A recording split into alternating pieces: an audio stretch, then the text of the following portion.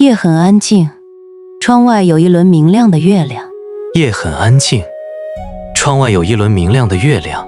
一个人看着月亮，一个人看着月亮，忽然想起了很远的家。忽然想起了很远的家。你看到月亮时，会想到谁？你看到月亮时，会想到谁？打开字幕，可以帮助你更快学会中文。打开字幕，可以帮助你更快学会中文。今天我们学习一首很有名的古诗。今天我们学习一首很有名的古诗，它的名字是《静夜思》。它的名字是《静夜思》，作者是唐代诗人李白。作者是唐代诗人李白。床前明月光，床前明月光，疑是地上霜。疑是地上霜。举头望明月，举头望明月，低头思故乡。低头思故乡。第一遍，请你先听。第一遍，请你先听。床前明月光，疑是地上霜。床前明月光，疑是地上霜。举头望明月，低头思故乡。举头望明月，低头思故乡。第二遍，请你跟我一句一句读。第二遍，请你跟我一句一句读。床前明月光，床前明月光，疑是地上霜。疑是地上霜。举头望明月，举头望明月，低头思故乡。低头思故乡。第三遍，我们只读最后一句。第三遍，我们只读最后一句。低头思故乡。低头思故乡。这首诗很短，但是情感很深。这首诗很短，但是情感很深。诗人晚上看到明亮的月光。诗人晚上看到明亮的月光，他以为地上有一层白霜。他以为地上有一层白霜。他抬头看月亮，又低头想家。他抬头看月亮，又低头想家。在中国文化里，在中国文化里，月亮常常和思念有关。月亮常常和思念有关。第一句，床前明月光。第一句，床前明月光。床前就是床的前面。床前就是床的前面。明月光是明亮的月光。明月光是明亮的月光。第二句，疑是地上霜。第二句，疑是地上霜。疑是的意思是好像是。疑是的意思是好像是。霜是白白的，很冷的东西。霜是白白的，很冷的东西。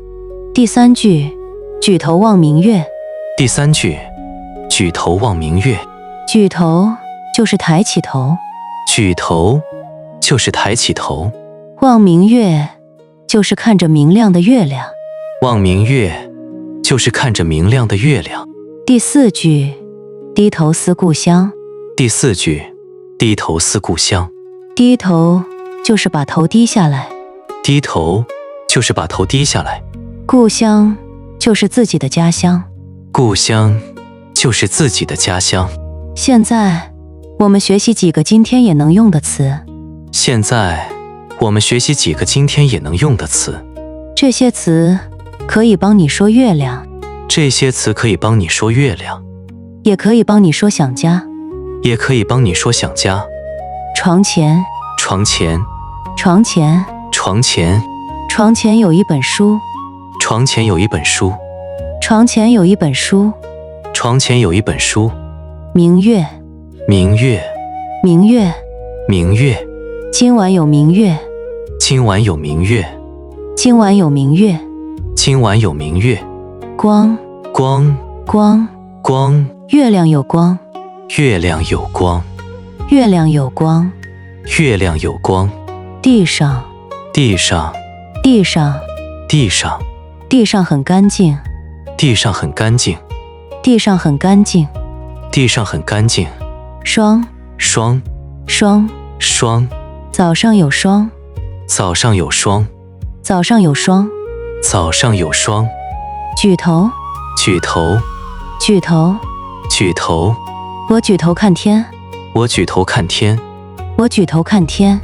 我举头看天。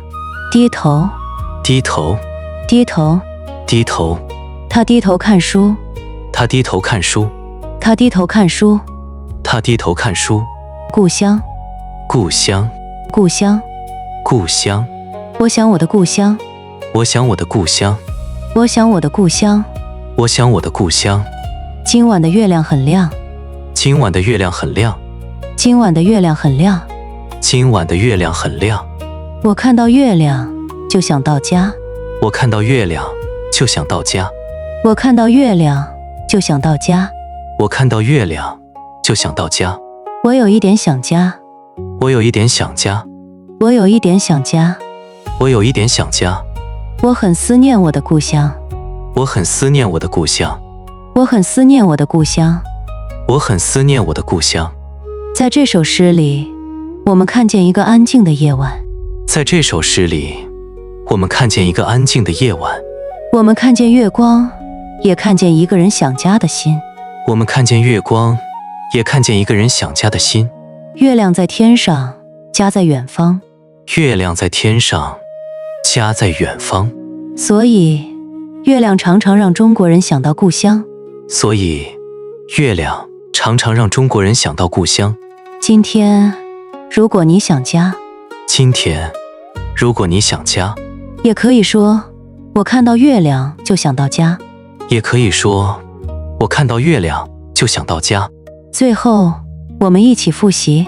最后，我们一起复习。明月，明月，故乡，故乡，思念，思念，想家。想家。请再读一次这句诗。请再读一次这句诗。低头思故乡，低头思故乡。